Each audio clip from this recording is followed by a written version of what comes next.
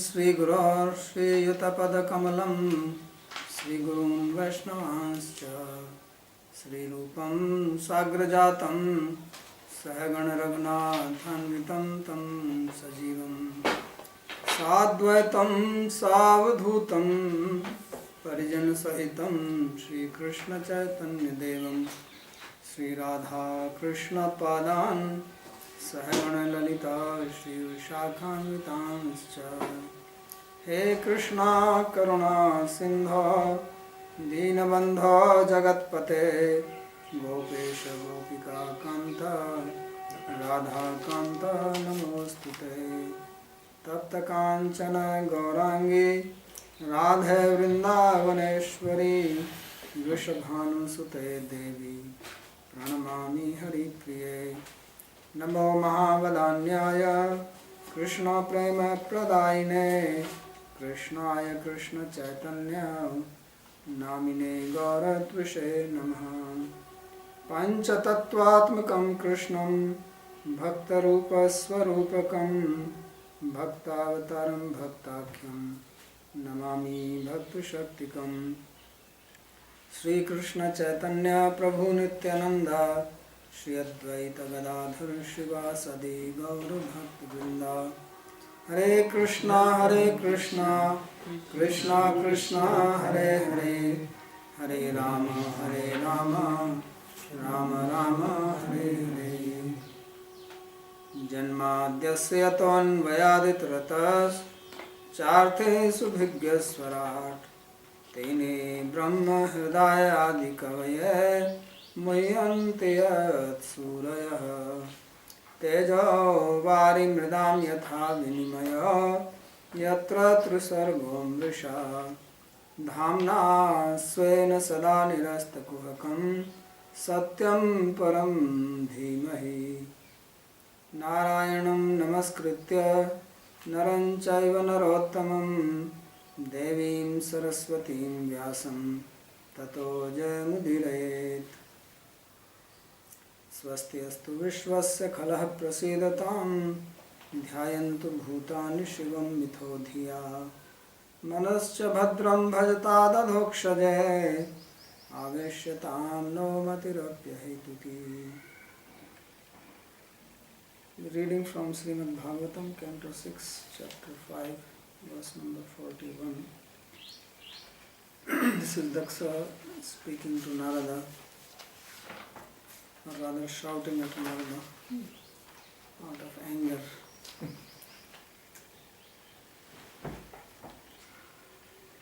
So, usually for materialistic people it is difficult to understand the mind of a spiritualist because they think in different realms, different goals, different destinations.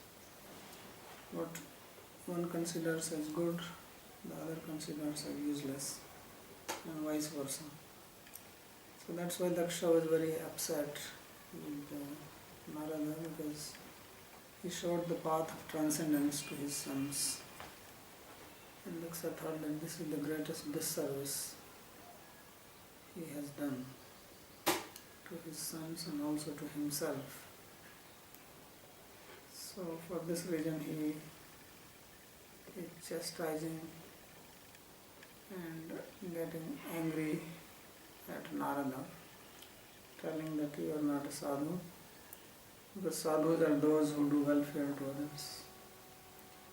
So just like there are certain temples in India, certain deities which are famous for fulfilling your desires, so there is a big crowd there because you get what you want.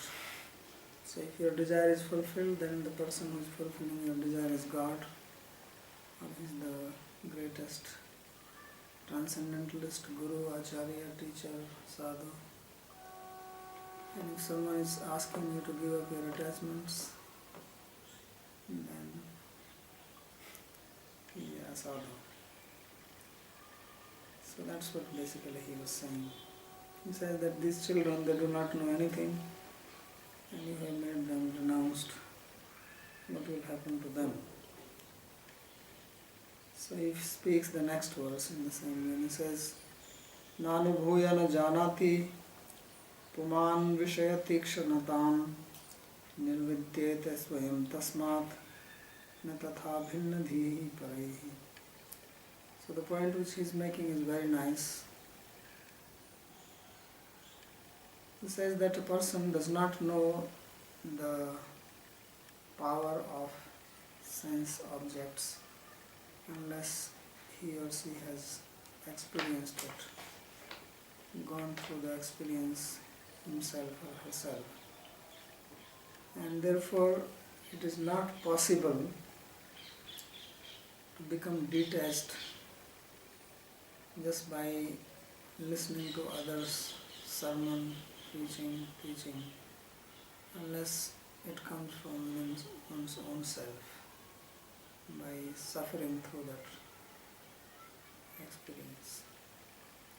So people are very much attracted by opposite gender, but when they come and live together, then they realize the Vishatikshanata, the harshness. Tikshanata means the harshness of this object. Otherwise looks very pleasing, nice, and all kinds of similes are given, lotus-faced, and face like moon-faced, beauty, smile. In Sanskrit poetry there is so much about the human face and the human body. Everything is so much glorified. But when you live with somebody, then you know the other side of it. So that's what he's saying, that unless one experiences, one does not know. And once one knows, then one can become renounced. That's why in the Bhagavatam it is said that the worst association is the association of a person who is attached to the opposite line. Stri Sangi. In case of man, he says that the most dangerous association is to associate who is attached to women. Not the association of the women themselves.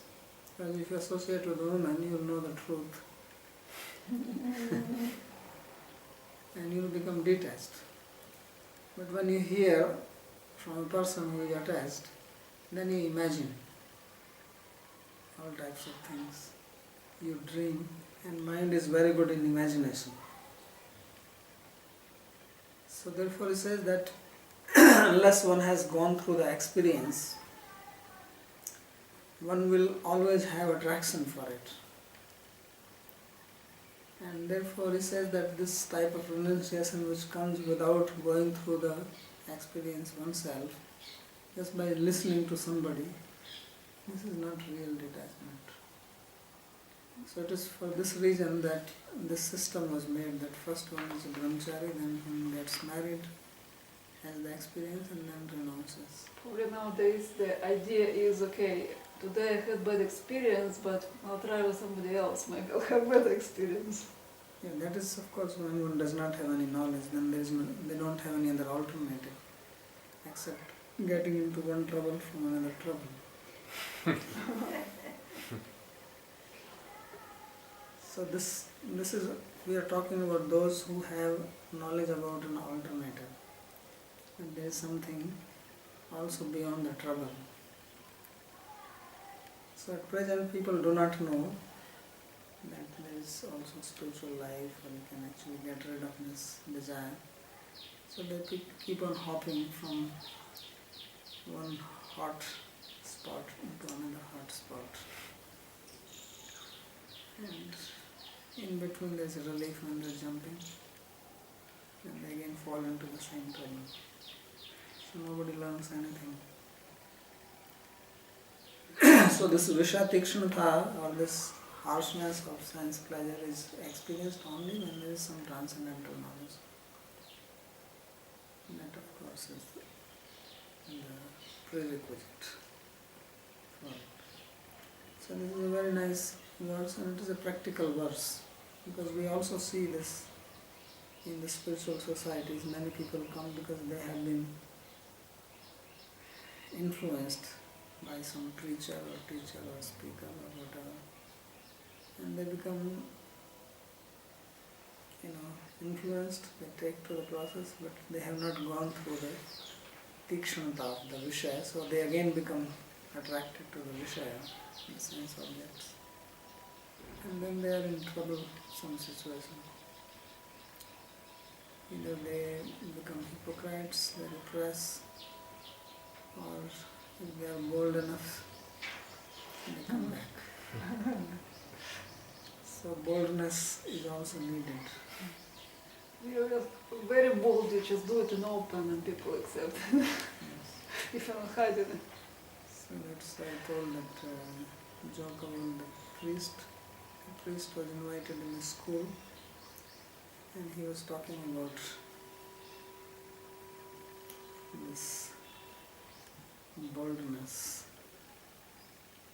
So he said that there were 30 students, they went for camping, mountaineering. So they were walking in the mountain whole day, and in the evening they came to the camp, they were tired. It's dinner time. So 29 of them, they went straight to the dinner, and one of them was praying. So he said, this is called boldness. So he said you have to be bold to be pious, religious, and that in this world. So then after some time, he was called again, maybe after a month or 2 months. So he came, and then he asked the students that, do you remember that last time I came and I spoke on boldness?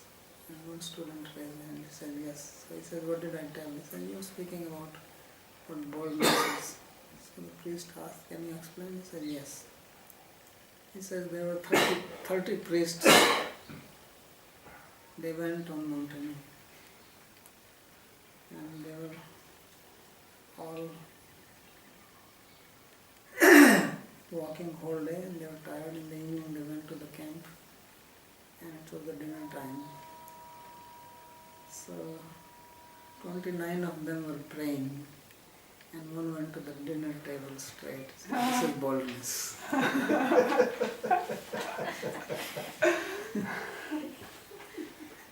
Because these other 29, they are just doing it out of scaredness or out of just what others will say. But this guy, he was tired and he was hungry, he just wanted to eat and he didn't care. So this is called boldness.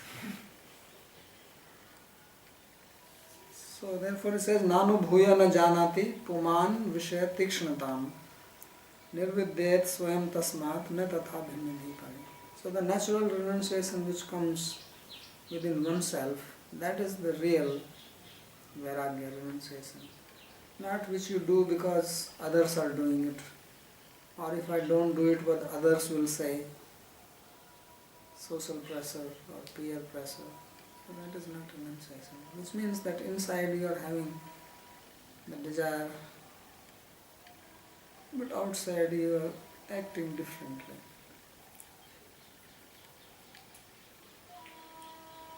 So there is a commentary. Tasmat tvam anibhigyo rajmargam mattasum. So therefore he says that you are ignorant and I will tell you the royal road to spirituality, royal highway.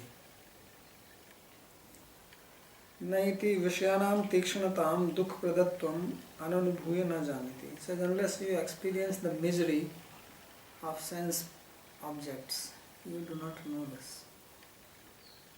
So as Krishna says, yehi sansparsja bhoga dukha yone evate adyantavanta kauntaya na teshu ramte buddha.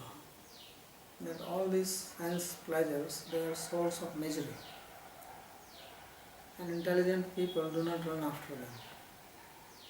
But those who are not intelligent, they run after that. And according to Krishna, then we know how many intelligent people are there in this world. Because this is the standard of intelligence according to him. anyone who is running after sense pleasures, according to Krishna, he is foolish. Why? Because knowingly he is inviting trouble. And they say in Hindi, "Aa bail mujhe maar." According to the bull, please come and hit me. So he says people are complaining about suffering, but they are the one who want it. Because their suffering is not coming without any cause. It is coming because they have done something to get it. So he says, when you experience this, and if you have little viveka, some discernment, understanding, then you don't go for it. Then you take to the spiritual path. And you will always remember, look, I have already gone through this. You will not be attracted. But if you have not experienced it, and you see these people, because everybody puts a nice show. Husband and wife inside the house, they are fighting. When they go out, they are going together smiling. So someone who is not married, he thinks, wow, I will also be like this. So, but he does not know what goes behind the scene, behind the wall. So when the person was working in the office and he came home in the evening and he said that tomorrow evening I have invited my friend for dinner. So the wife was shouting at him, says, why did you do that? You know, we are having so much trouble, I'm not healthy, I'm sick, and the child is also cutting teeth, and we hardly have any groceries in the house, and this is the end of the month. So why are you inviting him now? So he says, yeah, I'm inviting him knowingly because the guy is thinking he wants to get married. So let him have first-hand experience what is married life. So this is what he is indicating here, that dukh pradatvam ananubhuya na janati. That unless one understand how troublesome it is, he will not know. Atas tasmad vishya bhogothadeva tadiya tikshnattu jnanat swameva nirvidyate. So when one suffers from sense objects, then one decides to give them up. So that is actually the purpose of the material world, that person tries to enjoy and learns that there is not much pleasure in this, and then takes to the spiritual life. So God has designed it like this. Buddhi indriya mane pranam jananam asrijat prabhu matrartham cha bhavartham cha atmane kalpanaya. It says mind, body, senses, intelligence, all these things have been given by God. Why? So that we can experience sense objects, learn that they don't give pleasure, and then become renounced, take the spiritual life. So this is the purpose of suffering. People always complain why there is so much suffering here. It's just to wake you up. And unless you wake up, you will keep on suffering. And God is what is called very persistent. They say God is very cruel. He is compassionate, why there is so much suffering. And this is His compassion. He is waking you up and telling you that this is not where the pleasure lies. Pleasure is on the other side. And He is not going to give up. No matter what you do and how much you pray, it's not going to work. So many people have tried it and failed. Many are trying and failing. Many more will try and fail. Better to learn what Daksha is saying.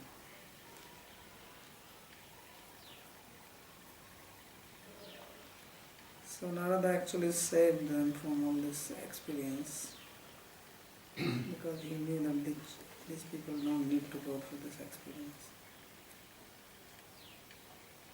So na tatha parais twadrishay bhinnidhi vidirnamati.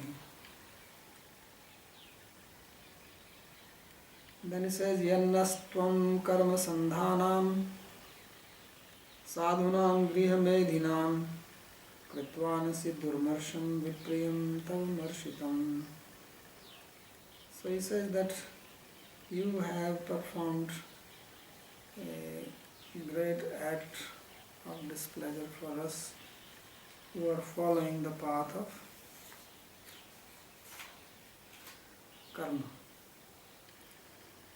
And we are householders, we follow the principles of dharma, and I have already tolerated you once by saying 10,000 sons. But how long am I going to tolerate you? Now again, you are doing the same thing, and rather you are thinking that I cannot take any action, so now I will take some action.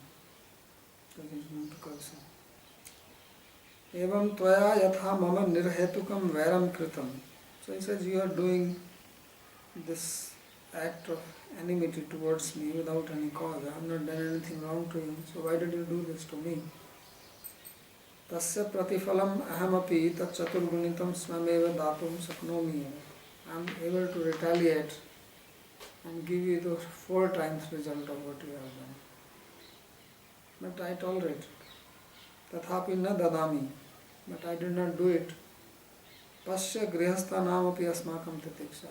So just see, I am not a sadhu, holy man like you, I am a householder, yet I am tolerant. You should learn this from me.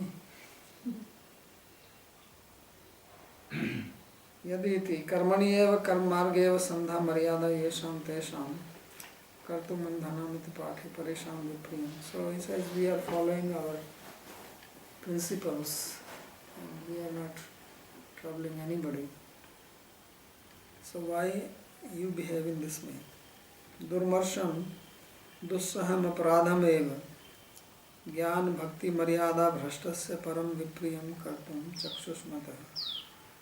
So he says that I have tolerated, although it is very difficult to tolerate what you have done, because you are fallen from all the limits of Jnana and Bhakti path. So vipriyam kartum chakshusmata sadhu paramhansa swamina marshitam shantam. So you are a sadhu and you think that you are belonging to the Paramhansa ashram. So I have forgiven, I have tolerated. But now there is limit for this. So therefore he curses him. Tantu krintana yannastvam abhadram acharah puna tasman lokesu te mudha na bhaved brahmatapadam. He says, you have actually uprooted my whole dynasty because I have no more sons. My whole dynasty comes to an end, and this is the most auspicious act you have performed. Because all the people who are above me, they are not going to get any blessings now. And this is the most important thing in the Grihastha, in the karma path. He says, therefore I curse you that you will not find place anywhere. You will wander from one place to another place. You will not be able to stay in one place. Tasmat lokesu te mudha na bhaved brahmatapada. So you keep on wandering. So for a householder, of course, this is a curse, but for Narada, this is a boon. Why he wants to be in one place? He wants to move and teach. But for a householder, this is a problem. They likes to be just in one place. And of course, now the families are always spread out. But in the past, family people lived together and this was their pleasure. So he is cursing him. Tathapi tav abhadram tu Bhavishyati eva Tantu Krintana Santanochcheda. So he is calling him as Tantu Krintana. Tantu means a thread. So thread of the genealogy. He says you have broken that, you have cut it. No more continuation of the parampara, on the succession. So he says, Abhadram mat putranam sthana bhransham achara karo padam sthana. So you have done great inauspicious act for my sons, therefore you will find no place. And you have to stick and sit down. So this is the last statement of Daksha. Now Sukdev he speaks. He says, Pratijagraha tadbadham Narada sadhu sammataha etavan sadhu vadohi titikshayatishvaraha swayam. Sukdev Goswami said that Sri Narada, when he heard this curse, he accepted it happily and says, well said, well said. That this indeed you have done good. So Sukdev Goswami says that the behavior of Narada was, which is approved by saintly people, because he tolerated and did not react or did not retaliate, although he was capable of it. So he says this is the meaning of sadhuvada. That a sadhu, a holy person, does not think of harming anybody. As Krishna says that he is equal to everybody. Samoham sarvabhuteshu namid dvesho asti nati. Says nobody is dear to me, nobody is my enemy, but I take care of my devotees. Ye bhajanti tu mam bhaktya maitateshu chapyaham. So he does not become upset when people try to harm him or abuse him. And so, and even if he chastises them, because then the question becomes why Krishna killed many demons and demonic people. So this is also his grace on them, because by doing them he purified them. So a saintly person, even when he becomes angry, then that anger is also the grace. As in 10th Canto, the story of Narada getting upset with Nalkubar and Manigriva, these two sons of Kubera who were taking bath naked with young girls and were ridiculing him. So he got angry and he said, you become trees. So that was also the grace of Narada on them, because then they became trees in the courtyard of Nanda Maharaj, and then they were uprooted by Krishna himself. And they became great devotees. And Gopal Champu Ji Goswami said that this whole Gopal Champu was recited by these two brothers who went to Vaikuntha, and they were Madhukantha and the other one. Madhukanta and Snigdakanta? Snigdakanta. So these two were actually telling Krishna stories because they were in the courtyard, they witnessed everything. So this is the outcome of Narada's curse. Because they do not have any hatred for anybody. How can they hate anybody? So the anger is another way to grace. That anger is also purified to the person. It's difficult to understand how curse or anger can be grace. Or how Krishna is killing somebody and that is grace. Because then these people become liberated. That moksha which Advaita Vedanti works so hard, they just get it easily. So therefore he said that this is sadhuvada, this is the behavior of a sadhu. This is what sadhu means. So sadhu means who is not malicious at heart. who is not a hypocrite, and who never cheats anybody. That is the meaning of sadhu. Pratijagraha badham tatha iti svichakara. So he accepted it. He said, yes, I accept your purpose. Sadhunam sammata iti. So this is how the sadhus behave. Sadhava evam eva sahante. This is how the sadhus behave, by being tolerant.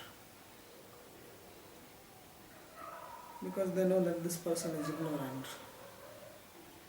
So even if I get angry, then what is the benefit? So anger, becoming unnecessarily angry, is a sign of weakness. And this one has no control, and then this loses the temper. This is weakness, this is not strength. Prasiddhasya sadhuvad sabdasya api esha eva nirukti vitya. So he says that the word sadhuvad in Sanskrit, this is what it means. I think you can adopt this kind of philosophy and attitude and action when if you don't know anything about God and you don't accept God. Because you see, so if you're acting out of ego, you're suffering, but if you behave in this way, subjectively you might feel very happy, even if you don't know and you don't see any God. So,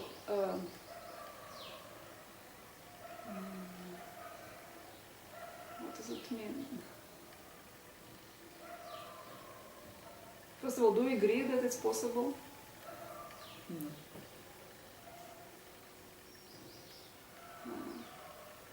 It's not possible because everybody is under the influence of the gunas. Unless you transcend gunas,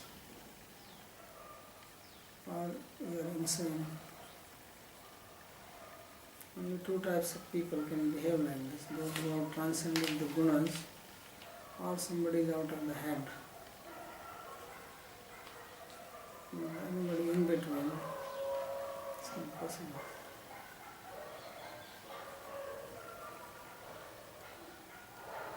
But if you behave like this and feel like this and think like this, it automatically means that you transcended. Yeah, if you can do that, that is a sign of transcendence.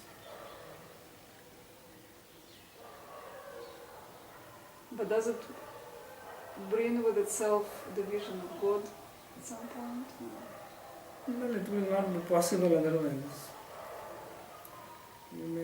Some people are naturally more in sattva, so they are more peaceful, but they also get angry.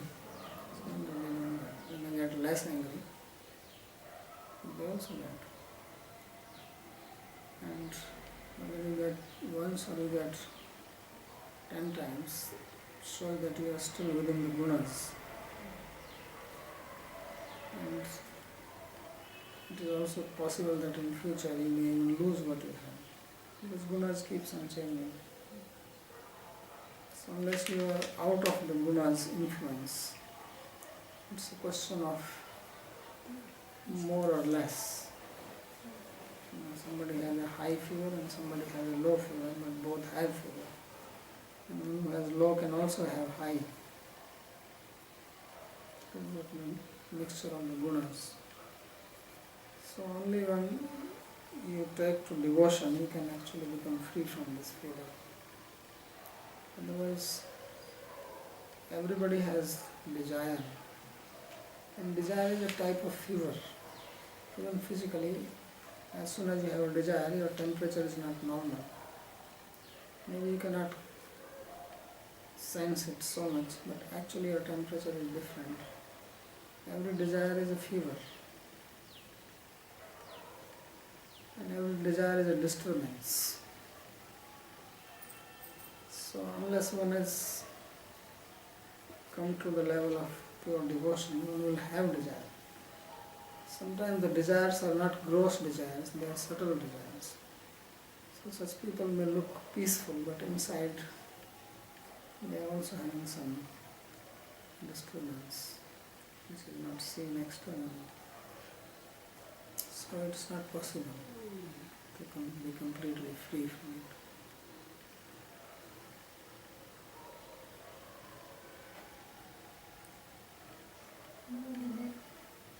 The root cause of hate, I think, desire. When anything which becomes an obstacle in your desire, then you are upset, angry, you don't like it. Otherwise there is no reason.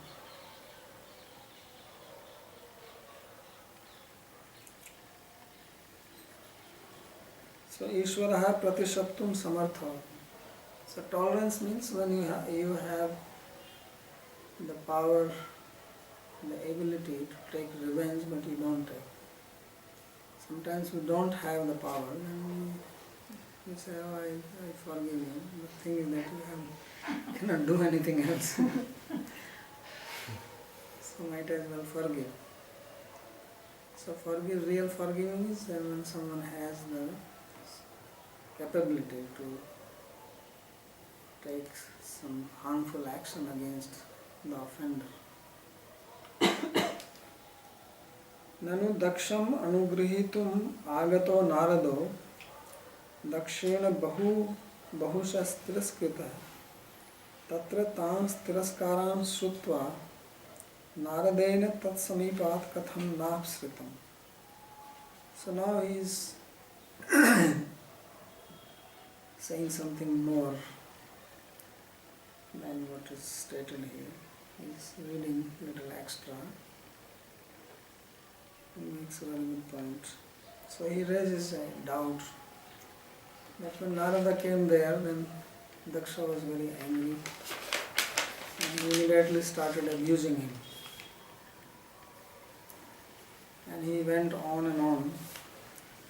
So Narada was not deaf. He had good ears, he was hearing. And he kept on hearing why he did not go away from there. He didn't want to retaliate, he should have walked away. What was the reason for that? So he says, yes, there is a reason, I will explain. Naradasya ayam abhipraya. This is how Sri Narada was thinking within himself. Krodhavashoyam bahushas tiraskaranaphi karotu sapam cha dadatu. He says now this Daksha is completely overpowered by anger. So let him be angry, let him shout, let him insult me, and let him curse me. He wanted. It is good he does this. Tatascha krodhasya etat phalodayat ityukter yada krodha samyet माम च प्रति तिरस्कारादिकम अकुर्वाणम सर्वमेव सहमानम आलोक्य हंत हंत भगवन् भक्तोयम तिरस्कृता. So he thought that obviously when someone is angry at you and that person is abusing you and you will remain peaceful, how long that person will remain angry? So after some time the anger will go down unless you pour some petrol into the fire. So if you don't supply any fuel to the anger, then anger will subsidize.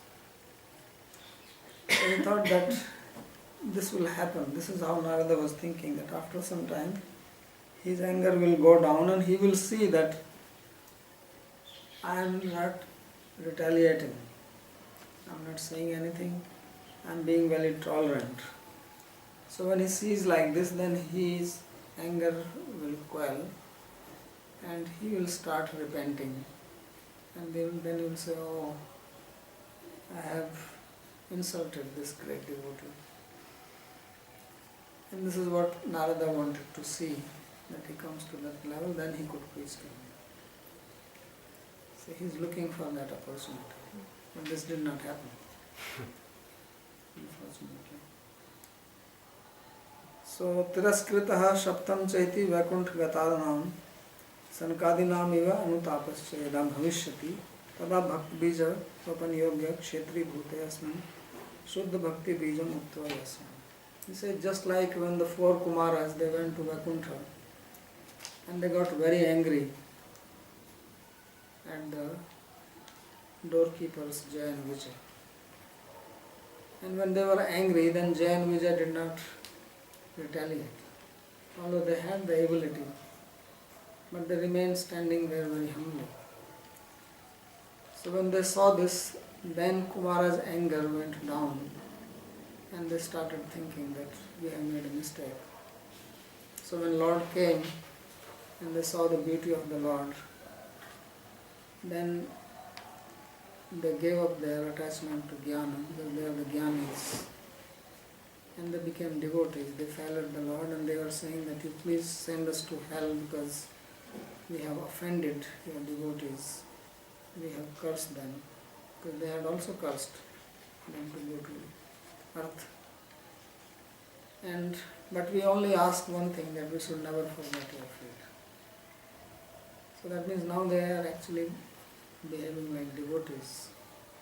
That we don't care if we have to suffer, but we don't want to lose your thoughts. Because that is the property of a devotee. We never want to be forgetful of God. So he says that because the devotees there were tolerant, therefore these Jnanis, the Kumaras, they could understand this and then they became inclined to be devotees. So he says, I will do the same here, that Daksha is angry, I will remain tolerant, then he will repent. And when he will repent, then his heart is the fertile ground for sowing the seed of devotion. So I'll put the seed of devotion and then I will go. This was his plan. Although it did not work out. So he also gives the reason why it did not work out. The reason for this.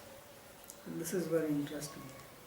This is a very great insight which Srimad is giving right from the beginning, from this story. No other commentator says this.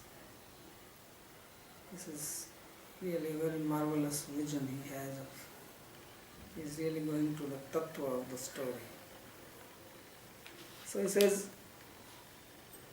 iti buddhya tavat kshana paryantam api sthitam. So he says it is with this intention, with this thought, that he kept on standing there till he got cursed. But he realized that even after cursing him, Daksha was not relenting. He was not repenting. He was not lamenting. He was still in the angry mood. He was still upset and was still making this bad faces at Narada and did not welcome him or think, please forgive, I really don't mean this and you are a great devotee, nothing like this. So he said this shows, and this is the statement, that Daksha is still having the traces of offense to Shiva and therefore he cannot get the seed of Bhakti. So he says Dakshasya tu tat adrishtva, that not seeing such a reaction of Daksha, then Narada understood that this is a hopeless case, let me go. It says, Aho Chandrardha Mauler Aparadh Shesha Pravalyam Iti Smritva Tatapsvita. So it says, oh, the strength of just the remnants of the offenses he has performed to the great devotee Lord Shiva. Because he was thinking that he has become clean of that offense. He says, when he realized this, then he left. But this was the misfortune of Daksha. That even after all this, meeting a great person like Narada, he could not take to pure devotion. Otherwise, Narada goes anywhere, anybody comes in contact with Narada, becomes a devotee. That's what the word Nara means. Nara Bhaktim Dadati iti Narada. So the word Naram also means Bhakti or Narayana. Who gives Lord is Narada. Or one who removes ignorance is Narada. Narama Jnanam Dhyati is Narada. So Narada failed in his mission here. Not with the sons, but with the father. He could not turn him into devotee. He realized that his heart is still unfit because it is covered by aparadha, offense against Lordship. So this is the dangerous thing on the path of devotion, these offenses. So therefore one has to be careful about that. It's a very wonderful point which he makes. So iti sarartha darshinyam harshinyam bhakta chetasam shashthasya panchmodhyaya sangatah samotasakam. This is the end of 5th chapter in 6th Canto, commentary called Sarartha Darshana, which gives bliss to the devotees.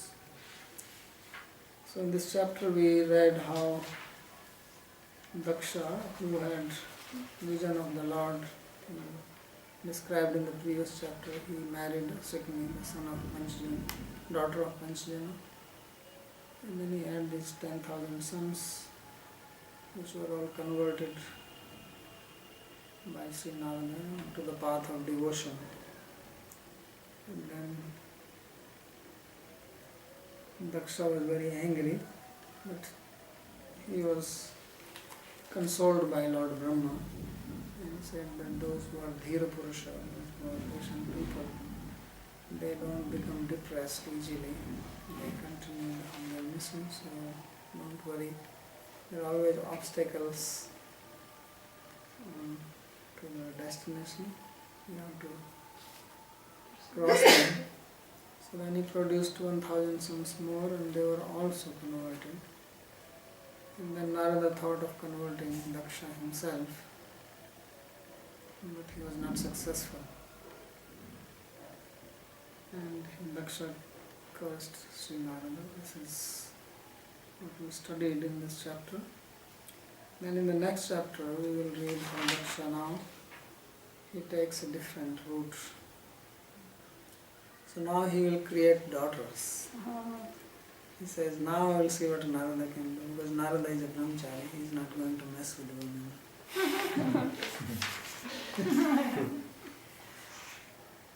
So he will create 60 daughters, safe. And these 60 daughters will create all types of progeny and fill up the whole world with different species. Birds, beasts, fish, snakes, aquatics, trees, plants, human beings, of course, bhutas, pretas. This is all progeny of Daksha's daughters. So that will be described in the next chapter. But today is the last class for this semester. And most probably will begin in October. A question about curse.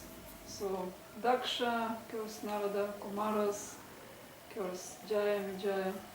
So everybody has the power of curse? Not everybody, they had. And but Daksha, he was not a godlike person, or was he? Well, curse, the power of curse means that what you say that comes true and that happens if you follow certain religious principles, especially the principle of being truthful. If you never tell lies in your life, then you get this power. According to yoga commentary, if you are truthful for 12 years, then Good power. you get this power. Good to know. Yes.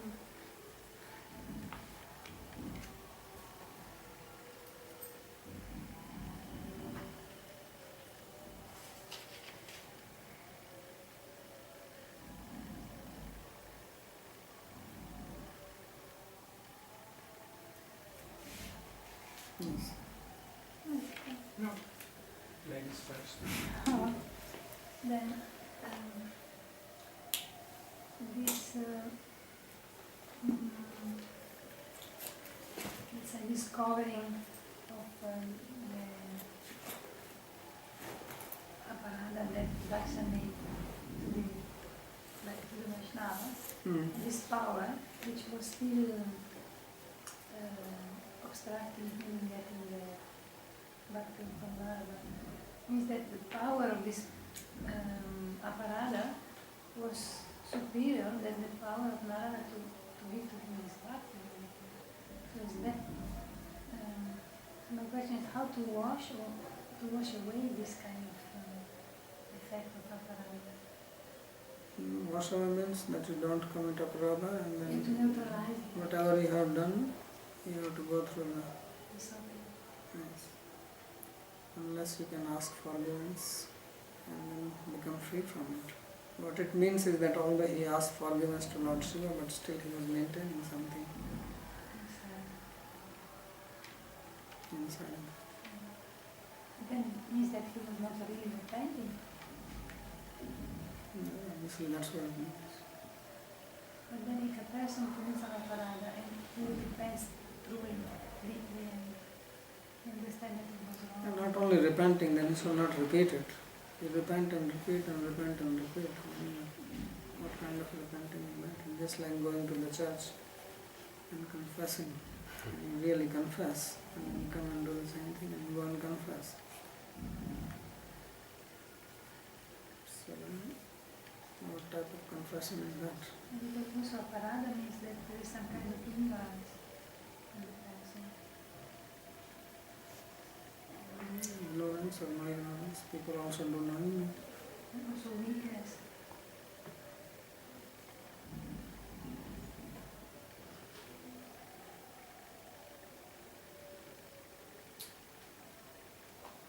So this verse with which you started the class, 41 I think, that Manu bhuyana janati one becomes only puman vishaya tikshnatam.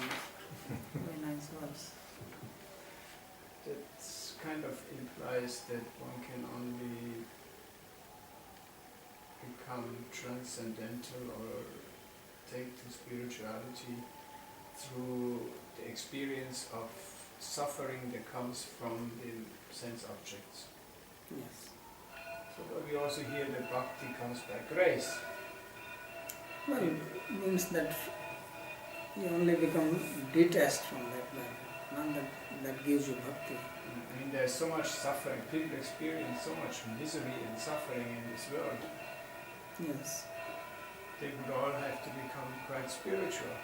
which No, the doesn't verse is happen. not saying that. The verse is saying that real detachment comes by experiencing the suffering and not by hearing it from others. That's what the verse is saying. The verse is not saying about becoming spiritual or becoming devotee. It's only talking about renunciation, detachment.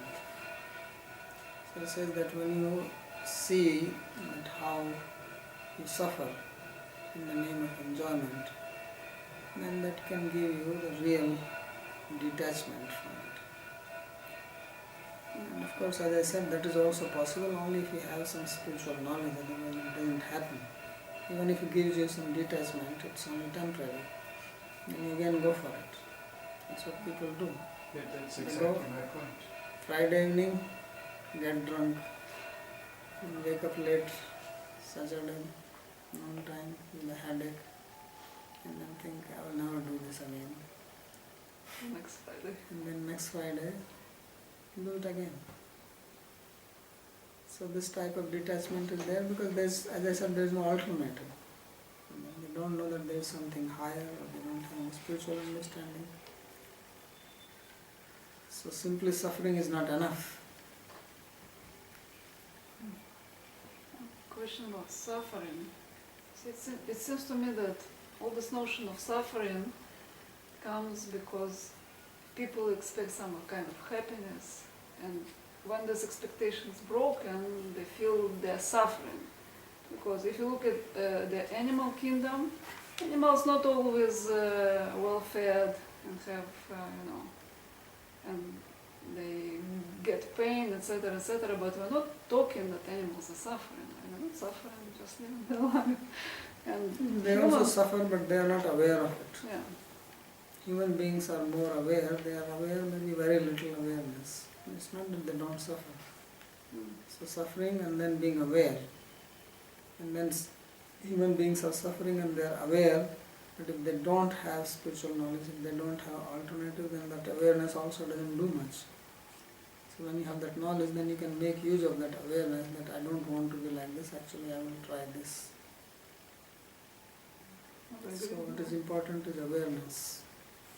You agree that if you don't desire any happiness, notion of suffering loses any meaning? And then of course there is suffering and enjoyment, they are two sides of the same coin. There is no suffering without enjoyment, and there is no enjoyment without suffering. Whatever you enjoy, you suffer, and then you enjoy. If you don't suffer, you don't enjoy. If you are not hungry, then what is the fun in food? More hungry, more you relish the food. More desire, more sexually agitated, more pleasure in sex. So you have to first suffer. So they are related.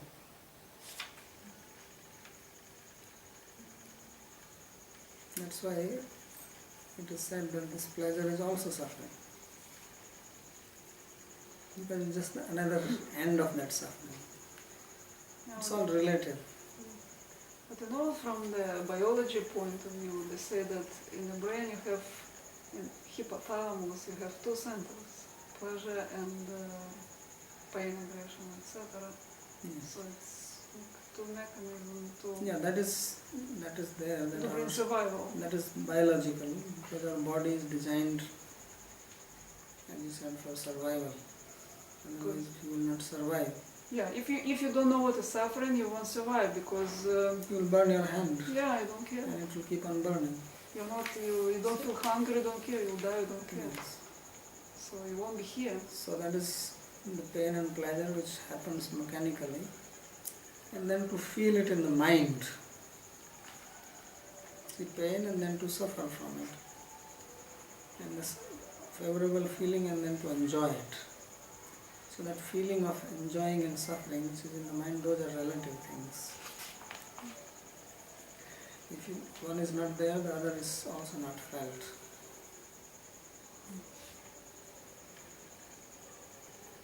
So there has to be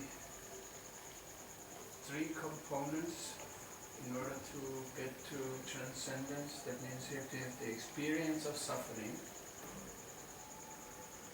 You have to have the Awareness. vairagya that comes out of this, Yes. and you must have some knowledge. Well, vairagya will come because of the detachment. When you have knowledge, then it will become stable, that vairagya. Otherwise that vairagya will again change. Because vairagya means sattva. So now when you are in the sattva and you have understanding, then you can hold on to it, make an effort for holding on to it. Otherwise you will again fall down, because what happens that when you suffer or you enjoy, those things create samskaras. So the samskaras will again pull you down. So then why is the knowledge factor or knowledge ingredient so rare compared to the experiences of suffering? Knowledge is what? So many people experience the misery and become somewhat renounced due to that, but so few of them actually get some knowledge to further process and understand that how to get out of this misery. No, because they don't use their discrimination, their buddhi. Only when you use your this sense of discernment, what is good for me, what is not good for me, am I really enjoying, or am I suffering, and where is my balance sheet, how much do I enjoy, how much do I suffer. So if someone thinks like this, then only one can be detached, otherwise not. Otherwise one is like an animal, as he was saying that. Okay. So you said in the class that God's grace, people always say, why does God make people, why is there so much misery in the world? And you said this is God's grace to remind them or bring them to the point of surrender. Yes. So, but if so few of them have the buddhi and the discrimination, the viveka, to actually grasp the knowledge, where is the grace? Well, the buddhi is there, but we are not using it. Buddhi is given, but we don't stop to think and deliberate. So if you have money and you don't use it, and you are starving, so what do you expect? God has given you money and you don't use it. So even if He gives you more money, how will it help? So you have to use. Therefore Krishna says, Buddhya yukta yaya partha karma bandham sahasrasam. Becoming endowed with buddhi. Means using your buddhi, you will give up the bondage of karma. So what makes the living entity use his buddhi? The experience of misery, the vairagya? So experience is there, but you have to think about this experience, that what did I gain from this? Experience everybody has. There is nobody who does not suffer. Nobody. Everybody has experience of suffering. But then to stop and think, why do I suffer? What is suffering? How does it come? What is the cause of it? Is it possible to give it up? So these are the 4 noble truths of Buddha. There is suffering, there is cause of suffering, and suffering can be given up, and there is a way to give it up. These are the 4 noble truths. That's why he's called Buddha. Buddha means we're using his buddhi. So very rarely that people use their buddhi like him.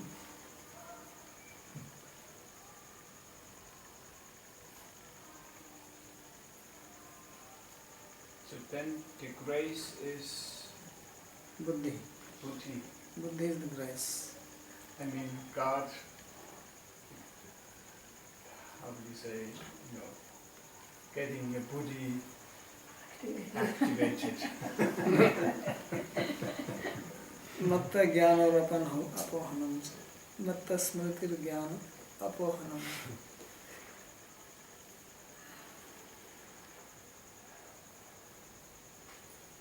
So that buddhi can come to you, or you meet some holy person, saintly person, and speaks and makes you use your buddhi.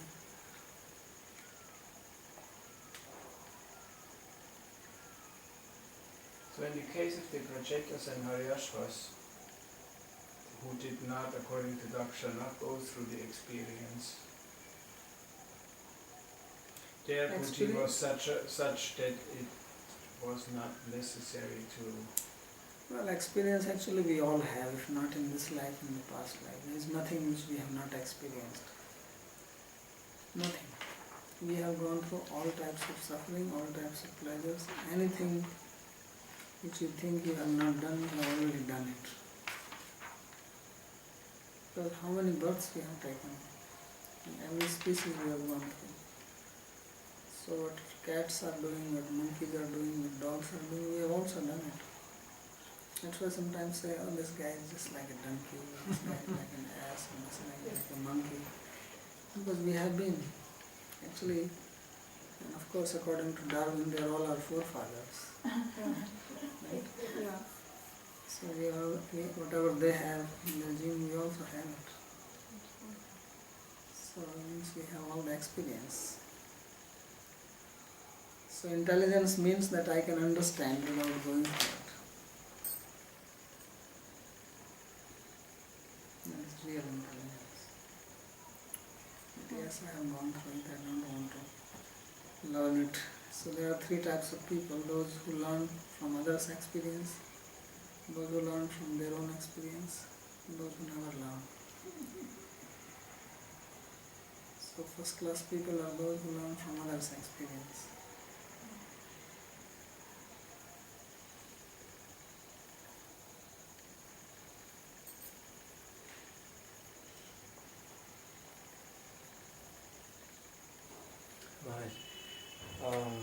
This Hareshwas and Samarashwas, they are liberated, but they chant Narayan's mantra, so they went back to they went to Vaikuntha. Vaikuntha. They,